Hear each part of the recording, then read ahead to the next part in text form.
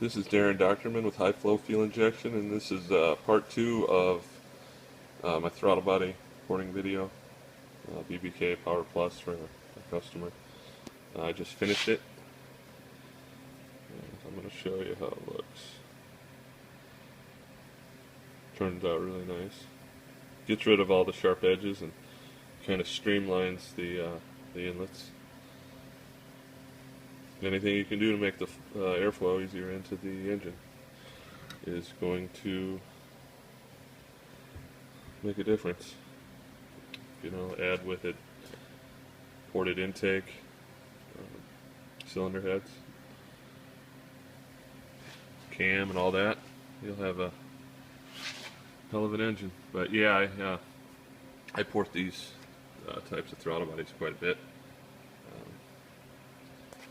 I use, there's one grinder I use, long shaft, non-ferrous. Another one with a shorter burr on it. And then I finish with this 80 grit cartridge rolls on a mandrel.